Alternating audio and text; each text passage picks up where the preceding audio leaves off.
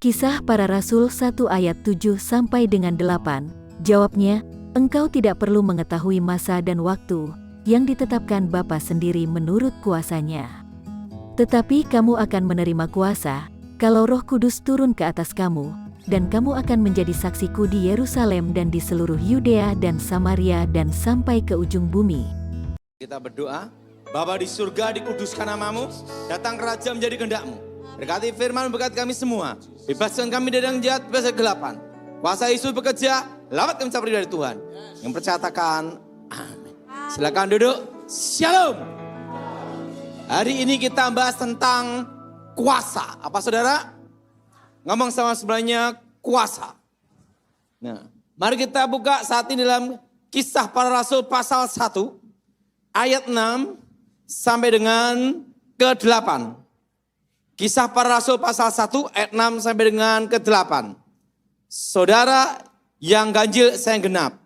Maka bertanyalah mereka yang berkumpul di situ, Tuhan, maukah engkau pada masa ini memulihkan bagi Israel? Ayat 7 sudah baca. Jawabnya apa saudara? Engkau tidak perlu mengetahui masa dan waktu yang ditetapkan Bapa sendiri menurut kuasanya. Tetapi kamu akan menerima kuasa kalau Roh Kudus turun ke atas kamu, dan kamu akan menjadi saksiku di Yerusalem, seluruh Yudea dan Samaria, dan sampai ke ujung bumi.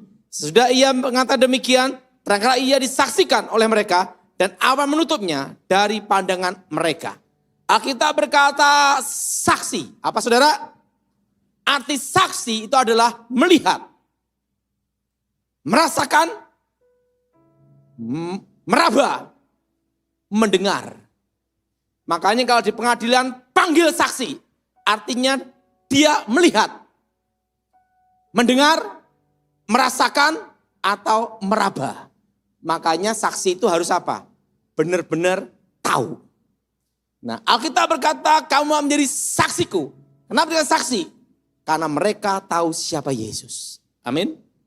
Amin. Nah, saudara, kerajaan Tuhan di muka bumi ini didirikan berdasarkan 12 rasul. Dan 12 rasul pun adalah 12 orang gagal. 12 orang apa saudara? 12 orang apa? Gagal. Pertama, Yudas menjual, berkhianat. Menjual Yesus. Kedua, Petrus menyangkal. Penakut, pengecut. Betul? Dan 10 rasulnya, waktu Yesus ditangkap, lari, bubar semua. Artinya 12 tidak ada yang benar, betul? Betul? Betul? Tidak ada yang benar. 12 orang gagal semua ini. Dan 12 orang ini sudah tidak benar, 12 orang miskin. Tidak ada nilai plusnya, saudara. 12 orang miskin. Mereka hidup di sekitar Danau Galilea. Dan mereka adalah nelayan dan pemungut cukai. Dan mereka benar-benar miskin. Sehingga mereka ibaratnya mau jadi tim sukses. Kenapa? Karena mereka berharap kalau Yesus jadi raja, mereka merubah nasib menjadi pejabat semua. Makanya apa? Mereka ikut Yesus. Menjadi apa? Tim sukses. Nah, dan 12 orang miskin ini pun bukan orang terpelajar. Udah miskin, gagal, dan yang ketiga, tidak terpelajar. Mereka bukan ahli Taurat, profesor, doktor, karburator, botak, bocor. Mereka hanyalah 12 orang miskin, 12 orang gagal, dan bukan siapa-siapa. Artinya tidak ada nilai plusnya. Tidak ada kelebihan yang terlalu wah. Mereka hanya biasa-biasa. Dan mereka ikut Yesus. Karena satu tujuan. Merubah nasib. Apa saudara? Nah. Dan apa yang terjadi? Mereka punya harapan. Makanya harapan ini penting. Harapan ada dasar dari iman. Makanya apa yang terjadi dalam hidupmu. Yang tidak boleh hilang adalah satu. Harapan. Karena harapan adalah dasar dari iman. Mereka punya harapan Yesus jadi raja. Tapi ingat, waktu Yesus ditangkap, dijatuhi hukuman mati, disalib, harapan mereka hilang. Kenapa? Karena mereka sudah merasa hilang semua. Artinya apa? Nasib tidak berubah. Miskin tetap miskin. Betul? Betul? Gagal tetap gagal. Maka ada mereka berpikir untuk kembali ke pekerjaan masing-masing. Dan mereka ketakutan sama orang-orang Yahudi. Mereka hilang harapan. Sehingga pada lari semua. Dan pada waktu Yesus bangkit hari yang ketiga, mereka kembali ada semangat. Mereka kembali ada harapan. Kembali ada apa, saudara? Kembali ada apa, saudara? Harapan. Yudas bunuh diri diganti Matias. Dan setelah Yesus menampakkan diri, waktu mau naik ke surga, mereka bertanya lagi, Tuhan, kapan engkau jadi raja? Kapan engkau memulihkan Israel? Itu artinya kapan engkau jadi raja? Ingat saudara, karena mereka ikut Yesus ingin merubah nasib. Artinya apa? Banyak orang ke gereja, banyak sekali tujuannya. Banyak orang ikut Yesus, banyak sekali tujuannya. Makanya kalau bawa jiwa ke gereja, enggak usah mikir apa tujuannya. Penting masukkan gereja dulu. Jelas saudara? Urusan tobat atau tidak itu urusan Tuhan. Amin. Apa yang terjadi? Yesus, kapan engkau memulihkan Israel? Artinya kapan engkau jadi raja? Karena Petrus berpikir, nanti aku jadi jenderal. Betul? Matius berpikir, nanti jadi dirjen pajak. Kan gitu dah. Semua berpikir jadi pejabat semua. Dah. Tapi Yesus berkata apa? Engkau tidak perlu tahu masa dan waktunya yang ditetapkan Bapa. Yang belum kau tahu, kalau Roh Kudus turun ke atas kamu, kamu akan menjadi saksiku. Ingat arti saksi itu apa? Melihat, merasakan, meraba, mendengar, dan mengetahui. Kalau saudara ingin menjadi saksi Tuhan, engkau harus melihat kuasa Tuhan. Nah. Kalau engkau menjadi saksi Tuhan, harus mengetahui siapa Tuhan. Itu artinya saksi. Apa saudara? Saksi. Maka dalam hukum ada namanya saksi kunci. Artinya Tuhan tahu semuanya adalah. Melihat, meraba, merasakan, mendengar, mengetahui. Dan apa yang terjadi? Yesus naik ke surga. Mereka berkumpul memuji, menyembah Tuhan. Dan Roh Kudus turun ke atas mereka. Petrus yang menyangkal Yesus 3 kali. Kuasa itu mengubah hidupnya. Sekali khotbah, ribuan orang bertobat. Dan Injil itu dari Yerusalem, Yudea, Samaria, sampai ke ujung bumi. Kuasa mengubah dunia. Amin. Siapa yang mengubah hidup mereka? Yaitu Roh Kudus. Apa saudara? Mana itu ujung dunia? Papua. Seluruh dunia. Dan Injil itu diberitakan. Dan satu kuasa yang mengubah, Roh Kudus. Saudara, untuk menjadi orang terkenal 100 tahun itu susah.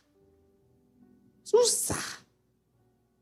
Tetapi ingat, rasul-rasul ini terkenal sepanjang sejarah 2000 tahun. Itu tidak mudah. Mereka bisa menggoncang dunia, merubah banyak orang. Karena satu, kuasa. Apa saudara? Apa saudara? Kuasa. Kuasa yang mengubah dunia. Kuasa yang mengubah hidup. Saudara, orang dunia tidak melihat betapa hebatmu bicara teologia. Orang dunia tidak melihat dirimu jago bicara. Tetapi orang dunia, seorang saksi harus membuktikan bahwa kesaksian itu benar. Yaitu apa? Orang dunia membuktikan apa? Kuasa dalam dirimu itu nyata tidak. Itu ditunjukkan. Silahkan, gitu dah. Kenapa? Selama saya pengawalan presiden selama 10 tahun, mereka tidak peduli agama saya apa. Mereka tidak peduli engkau setan atau malaikat atau turun dari langit, terserah. Tapi mereka hanya minta satu aja. Engkau bisa membuktikan apa yang kamu katakan. Yaitu apa? Kuasa. Apa saudara? Nah, suatu kali saya pernah ditanya. Jenderal bintang 4. Kalau kita ngomong sama kopral itu mudah saudara. Nggak bintang 4 hati-hati. Salah ngomong masuk penjaraan saudara. Dia ngomong sama saya. Padahal ada apa? Di rumah saya ini ada santetnya enggak? Ada yang ngirim santet enggak? Saya ngomong, Jenderal, ada yang ngirim santet di rumah ini. Jenderal ngomong gini, ada, oke. Temannya jenderal, ajudan. Buktikan Pak santetnya ada. Bagaimana? Susah. Ini ada orang ngirim santet. Sekarang buktikan santetnya itu betul-betul dikirim dan ada di sini. Tunjukkan di depan kami semua. Baru kami percaya. Tunjukkan. Nah, orang dunia mintanya itu saudara. Betul? Betul? Dan kanan kiri bukan orang Kristen. Buktikan Pak, supaya kami melihat. Nah, kawan saya yang Kristen ngomong, gimana Pak Daud? Tenang aja. Urusan setan saya urusin. Kenapa? Bekas teman. Tenang aja. Sesama bekas teman saling pengertian. Tenang aja. Saya ngomong sama salah satu pengawal. Boleh enggak ada satu ikan yang untuk dites. Bahwa apa yang saya katakan benar. Boleh. Silahkan tunjuk ikannya. Itu ada kolam ikan koi. Dah. Silahkan tunjukkan ikan yang mau dituju. Tak suruh milih dah. Di depan jenderal. Jenderal berkata, baik. Langsung ajudan pilih ikan itu. Ini ikan hidup saudara. Ikan koi. Buktikan apa yang Anda katakan benar. Saya doa demi nama Tuhan Yesus. Kami ikat. Masuk ke ikan. Lep, ikannya mati. Di depan jenderal gini. Dari ikan hidup langsung mati gini. Jenderal ngomong gini. Hah? Ini kalau kena saya gimana? Ya selesai. Langsung ngomong. Oh. Pak Daud. Percaya saya. Makanya Anda disebut pembunuh tercepat. Untung Anda tobat. Kalau kumat lagi gawat juga. Langsung lep, selesai. Ya. Saya ditanya, kenapa Pak Daud tidak mau jadi pendeta? Saya tidak pantas, jenderal, untuk jadi pendeta. Biar orang lain aja yang pantas jadi pendeta. Terutama Michael jadi pendeta. Loh kenapa? Nah, kenapa Anda tidak menjadi pendeta? Apakah pantas seorang pembunuh untuk jadi pendeta? Tapi itu kan tugas. Apapun terjadi dalam hidup saya, jenderal. Sampai saya mati, saya tidak mau ada pendeta, gelar pendeta di samping saya. Kenapa? Saya cukup aja mati sebagai jemaat. Udah. Kenapa? Karena waktu saya tugas. Berapa kali saya eksekusi. Tanpa jejak. Jarak jauh semua. Dan selesai. Dan sampai saat ini pun saya masih di bawah sumpah. Karena saya disumpah. Tidak boleh menggunakan, mempraktekkan, dan melatih atau mengajar. Baik anak sendiri atau mengambil murid atau siapapun. Waktu itu saya disumpah di kediaman KSAD, Kasat saudara. Bahwa saya tidak boleh mempraktekkan, mengajarkan, menurunkan, mewariskan pengetahuan itu sampai saya mati. San Kasat langsung berkata sama saya, dan sumpah ini harus di depan Jenderal Kasat dan bendera merah putih. Sumpah bawa Alkitab ini. Sumpah ini. Tidak boleh. Jadi saya sumpah kamu sebagai pejabat negara. Itu Jenderal Edi Wibowo saudara. Dek. Karena sumpah itu saya ngomong sama Jenderal. Siap Jenderal. Tetapi Jenderal, demikian karena sumpah ini pula. Sampai saya mati pun saya tidak mau jadi pendeta. Makanya sampai sekarang saya senang sekali bukan pendeta. Kenapa? Tidak bisa dipecat. Tidak bisa dipecat. Tidak bisa dipecat. Betul? Ya, betul? Nah, saudara, dunia minta bukti. Yaitu apa? Kuasa. Apa saudara? Apa saudara? Nah, apa yang terjadi saudara? Waktu saya percaya Yesus, saya tidak cari macam-macam. Mau belajar ini, belajar ini. Enggak. Saya minta satu aja. Yaitu kuasa yang bisa mengubah hidup manusia. Dan merubah nasib seseorang. Dan menggoncang seluruh dunia. Waktu itu ada namanya 10 hari Pentakosta. Waktu itu ada namanya pendeta, bukan orang terkenal. Orang Semarang, saudara. Semarang ngomong gini. Saya tanya, bagaimana supaya dipenuhi Roh Kudus dan mendapat kuasa itu? Pendeta itu hanya simpel berkata sama saya. Dan kata-katanya itu mengubah hidup saya. Karunia itu kalau sudah diberikan, tidak akan dicabut lagi. Atau diambil lagi. Kecuali murtad menyangkal Yesus. Baru karunia itu diambil dan dicabut. Selama tidak menyangkal Yesus, tidak murtad, itu tidak dicabut. Tapi padam. Tapi bisa dikobarkan kembali. Kenapa? Karena Allah itu adalah Allah yang setia. Sekalipun kita tidak setia, dia tetap setia. Nah, jadi Roh Kudus itu bukan keluar masuk, Kalau keluar masuk, up on, itu namanya kesurupan. Roh Kudus itu apa? Berdiam. Ngomong sama sebelahnya, berdiam. Apa saudara? Makanya selama seseorang tidak menyangkal Yesus, tidak murtad, karunia itu tidak dicabut. Jelas? Tapi karunia itu bisa padam. Dan pendeta itu ngomong, kalau Roh Kudus turun atas kamu, sebenarnya waktu berdiam, itu 9 karunia ada di dalam diri kamu pula. Arti khusus di sini, di mana kuasa itu dialirkan dan mengalir. Dan pendeta itu ngomong sama saya, bukan pendeta terkenal.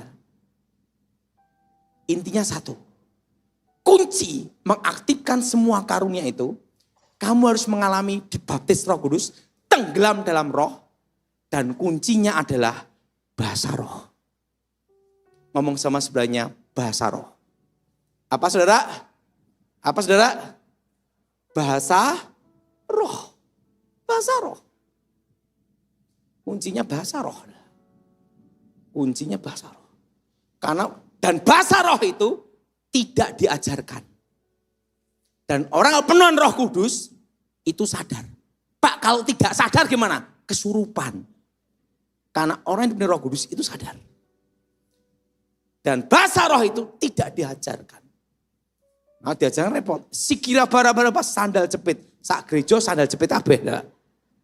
Tidak diajarkan. Tapi roh itu pula yang mengaruniakan sendiri. Amin. Jadi untuk mengaktifkan semua karunia itu, kunci utamanya, pendeta berkata sama saya, karunia bahasa roh. Karena itu hubungan antara Allah dan manusia langsung.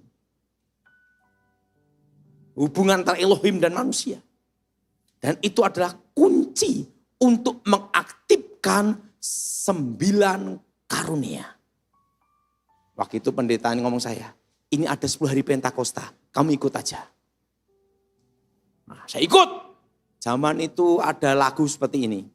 Betapa besar kasih-Mu Allahku, sehingga Kau berikan Yesus padaku, supaya aku tidak binasa, melainkan peroleh hidup yang kekal. Wah, mereka menyanyi itu, wah, tiba-tiba ada ledakan. Teman saya sampai ngomong, Roh Kudus datang. Langsung masuk dalam roh, langsung. Ya saya bingung ya, ikut aja masuk dalam roh. Wah, nyanyi lagi. Kok 2 kali? Setahu saya Alkitab tuh sekali. Ini kok sampai 2? Tapi pikir-pikir, ya apa ini? Saya buka mata, saya lihat jendela. Tetangga sebelah marah-marah, lempar batu. Waduh. Langsung udah. Ada lagi. Kamu supaya dapat karunia Roh Kudus harus ada pancingannya. Kok dalam hati saya, kok Roh Kudus kok dipancing? Harus ada pancingannya. Pancingan gimana? Ngomong gini, haleluya Yesus, lawat, curahkan, nyatakan. Kenapa? Itu pancingan. Supaya ininya bisa gitu. Ya, loh itu tahun 93, 94 itu gitu saudara. Langsung ya ikut. Haleluya Yesus. Lawat. Curahkan. 2 jam. Kesleo.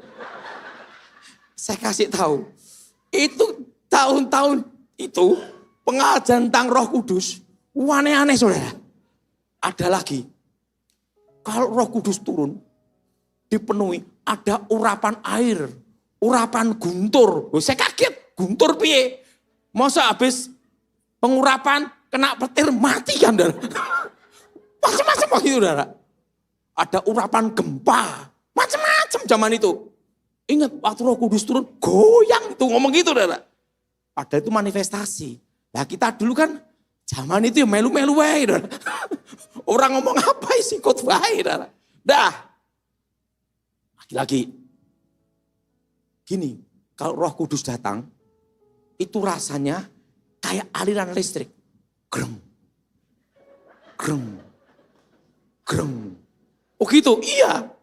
Saya ngomong sama teman saya, gampang setrum listrik. Dah, sampai 10 hari lewat. Saya tidak dapat apa-apa. Tapi pendeta itu memberitahu saya, kamu harus mencari Tuhan. Kamu harus dapat karunia bahasa roh. Karena itu kunci mengaktifkan 9 karunia. Kamu harus kunci itu harus kamu dapat. Selama kamu tidak mendapat kunci itu, kuasa itu tidak akan maksimal bekerja dalam hidup kamu. Ya udah, akhirnya saya doa. Wah zaman itu saudara, ajaran macam-macam saudara. Macam-macam.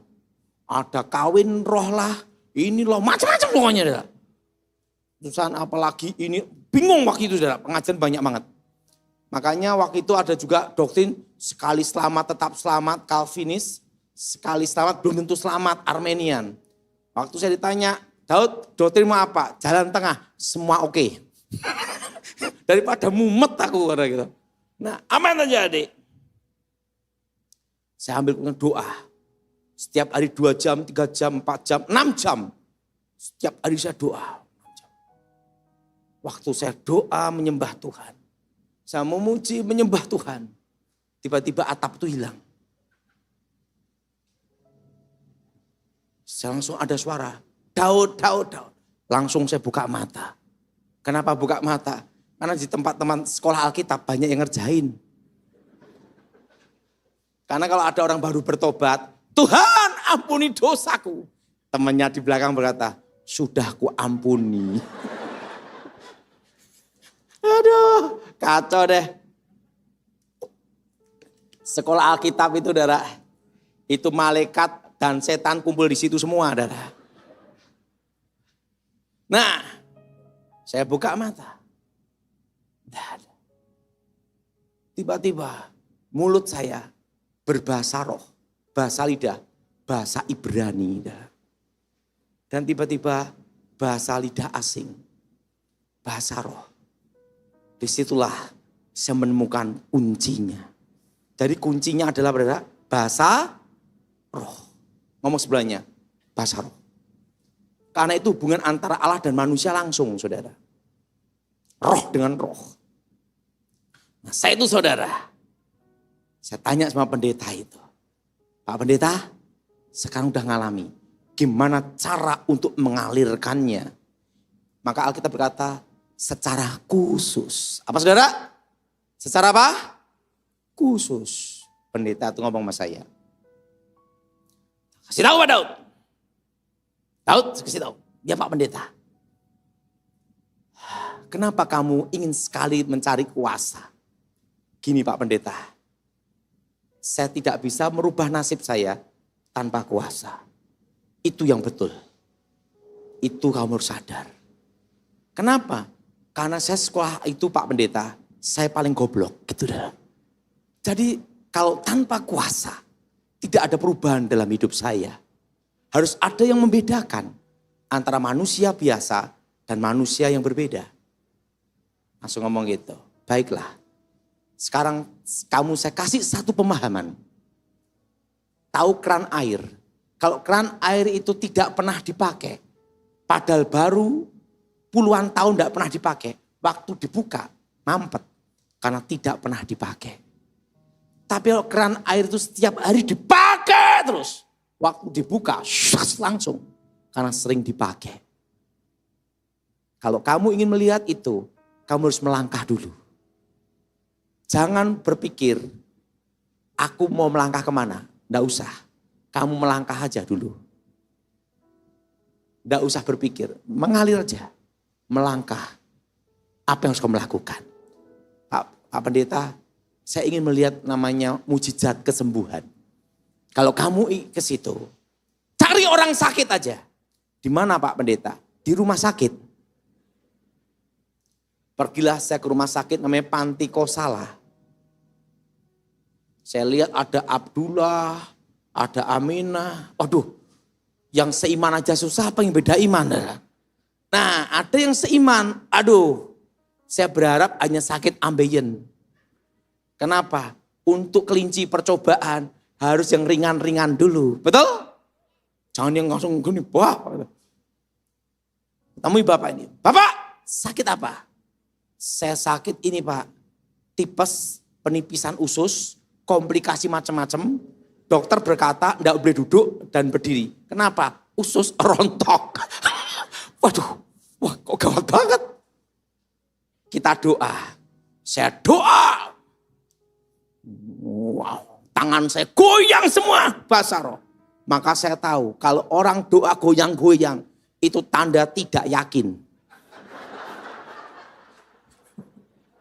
Jadi saudara, berarti kalau ada jemaat berdoa, oh Yesus, ngomong sebelahnya, enggak yakin ya. Itu tanda tidak yakin itu. Saudara. Coba aja tanya. Tanda apa saudara? Enggak yakin itu. Nah, udah lah. Pendeta. Percaya? Percaya. Yesus percaya. Ya doa masalah. Ada suara itu. Bangun, berdiri, lompat. Ini suara dari Tuhan atau bukan? Ini kalau bukan dari Tuhan, habis doa masuk penjoro. Nah, tetapi pendeta itu berkata sama saya, kalau engkau tidak melangkah, engkau harus jangan berpikir harus kemana engkau melangkah. Tapi melangkah aja, mengalir aja, percaya aja. Saya bingung antara masuk penjara atau mau nyoba. Tapi saya pikir udahlah, saya coba aja lah. Kalau misalnya salah ya masuk penjara berapa tahun itu dah. Minimal nyoba dulu. Tabrak dulu urusan belakang dah. Bapak percaya Yesus? Percaya. Bangun. Nggak taunya dia takut mati juga. Percaya Yesus. Tak pegang, tak lempar. Dia duduk, bangun. Berdiri, jalan. Dokter datang, cek, sembuh. Itu pengalaman dalam hidup saya tentang Roh Kudus. Ada anak muda mati. Dibawa ke kamar mayat. Tak lihat anak muda yang mati itu. Iman belum nyampe. Belum nyampe. Belum nyampe. Yang hidup susah apalagi yang mati. Aduh, udah capek. Saya itu tak lihat. Saya mau masuk pelayanan apa ini? Tak perhatiin. Jadi pengkhotbah. Saingannya banyak. Jadi pendeta. Saingannya lebih banyak. Ada perpuluhan, ada kolektor. Penginjil, banyak juga. Pengajar sekolah minggu, lebih banyak. Waduh, karena kan sekolah Alkitab hanya setingkat SMA. Kayak SOM itu aja, saudara. Apa yang harus saya ambil? Ada satu pelayanan yang orang tidak mau. Ngusir setan. Tak pikir-pikir. Saya ambil jurusan ini aja. Di mana orang tidak mau ambil. Kenapa? Karena proyek thank you. Pengusiran setan itu proyek terima kasih doang. Misalnya, datang ke saya, pengusaha, pasti bangkrut. Urusan masalah setan, bangkrut, habis. Waktu kita doain pelepasan, mau ngasih PK, enggak tega, mau makan aja susah. Kan gitu saudara. Rata-rata orang yang kena setan tuh sadar setan tuh jahat, waktu bangkrut habis. Lah kita yang melayani kan enggak tega, betul? Yang kedua, susah mati. Punya jimat susah mati. Kita doain setannya keluar, meninggal. Belum sempat ngasih PK. Mati dulu. Pikir-pikir, aduh. Ini kita pelayanan yang enggak ada saingan. Jadi waktu itu saya mikirnya yang enggak ada saingan apa, itu kita pilih. Pengajar, saingannya banyak. Pendeta lebih banyak, guru sekolah minggu lebih banyak.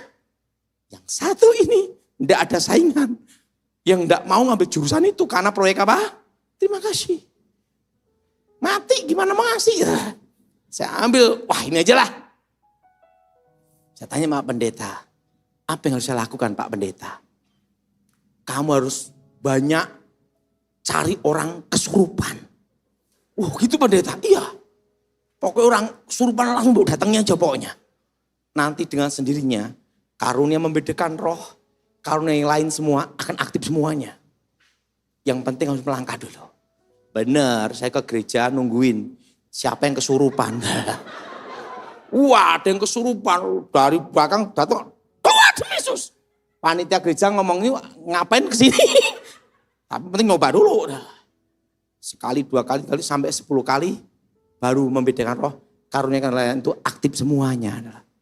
Jadi untuk mengaktifkan karunia, saudara harus melangkah. Apa saudara? Nah, saya ada satu pesan penting untuk saudara. Berapa hari yang lalu saya ketemu Jenderal Muldoko. Karena saya sama beliau kenal baik ya. Saya udah berapa kali ngobrol-ngobrol. Saudara, kita akan menghadapi namanya kekeringan. Menghadapi apa, saudara? Menghadapi apa, saudara? Kekeringan. Tahun 2020, waktu saya pertama Zoom meeting online sama Michael. Waktu itu pertama kali saya ngomong adalah berkebun. Betul Michael ya? Betul? Yang masih ingat angkat tangan semua. Apa saudara berkebun? Karena apa? Karena akan terjadi krisis pangan. Ini dunia saudara. Terutama ASEAN. Dan Jenderal Muldoko ngomong saya gini. Pak Daud. Dan perlu Pak Daud tahu. Kita biasa impor Vietnam dan Thailand. Tapi kalau mereka kekeringan juga. Mereka untuk kebutuhan dalam negeri aja. Susah. Gimana kita mau belinya? Punya uang enggak bisa. Betul? Jadi ada alternatif lain Pak Daud. Selain beras. Karena beras menyerap air banyak. Yaitu apa? Sorghum. Nah setelah itu saudara. Saya ngomong ke tempat Binagraha. Ngobrol-ngobrol. Ya ngomong-ngomong biasalah. Waktu tentang penugasan zaman dulu. Saudara. Setelah itu ngomong-ngomong. Itu saya ingat satu hal. Ini pesan dan ini adalah analisa pribadi saya. Saya tidak berani ngomong suara Tuhan. Kalau Tuhan tidak ngomong, kau dengarlah. Tidak berani saya. Nanti kualat. Ini analisa saya. Saudara tahun ini 2023, 2024. Semua nabung emas. Pak kalau saya gaji hanya 2 juta, 3 juta gimana? Sisakan uang minimal 500.000 untuk beli setengah gram. Karena itu nanti akan diperlukan saudara di 2025-2026. Karena nanti akan inflasi saudara. Karena apa saudara? Jadi perlu tahu bahwa nanti resesi itu yang sebenarnya itu 2025 tepatnya bulan Maret. Itu mulai masuk resesi. Dan puncaknya itu di 2026 tepatnya bulan September. Dan mulai kestabilan ekonomi itu di 2027.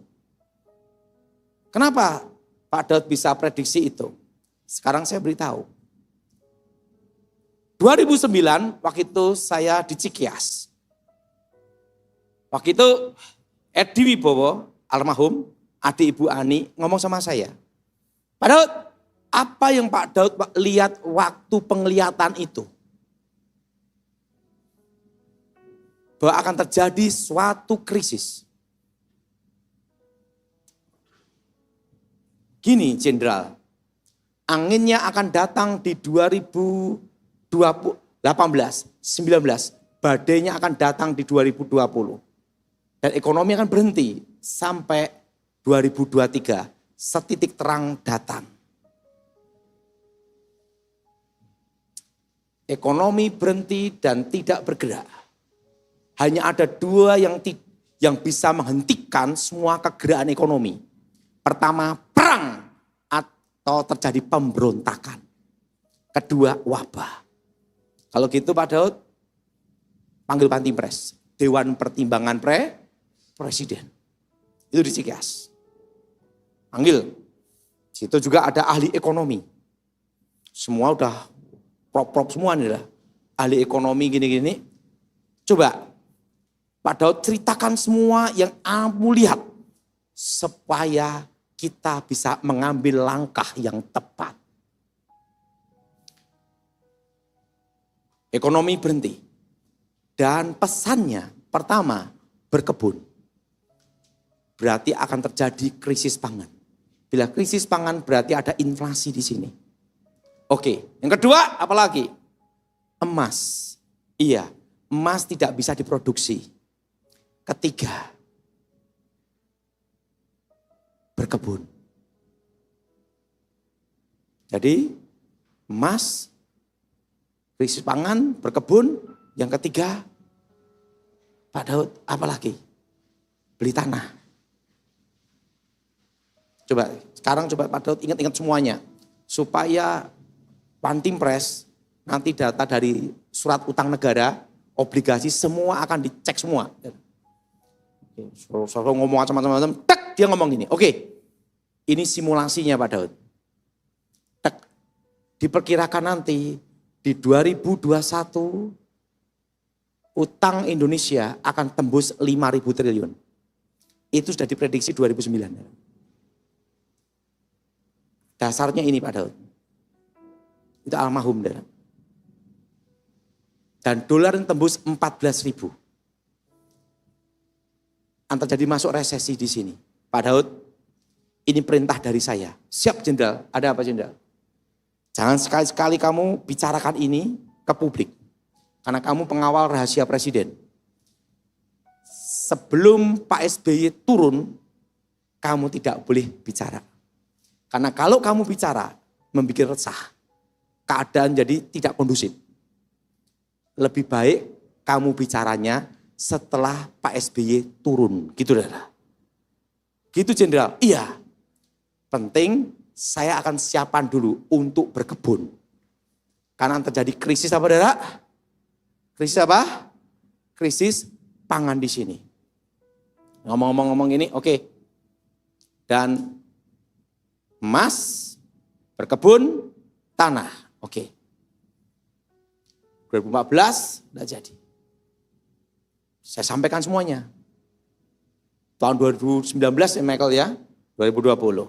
Nah itu, sekarang saya beritahu suatu hal penting saudara.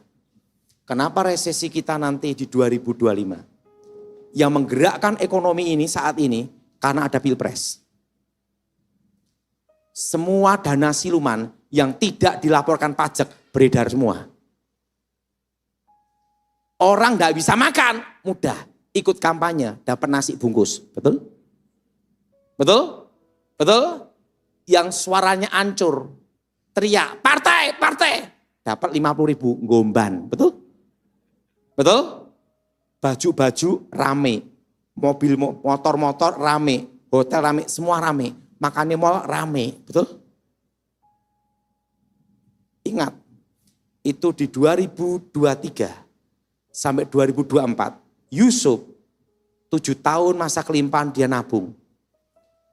Dan 7 tahun masa kesukaran, kekeringan, dikeluarkan tabungannya. Saudara, tahun 2023, 2024, saudara harus menabung untuk persiapan di 2025. Karena ingat, pertama, corona, berapa triliun uang keluar, betul? Betul?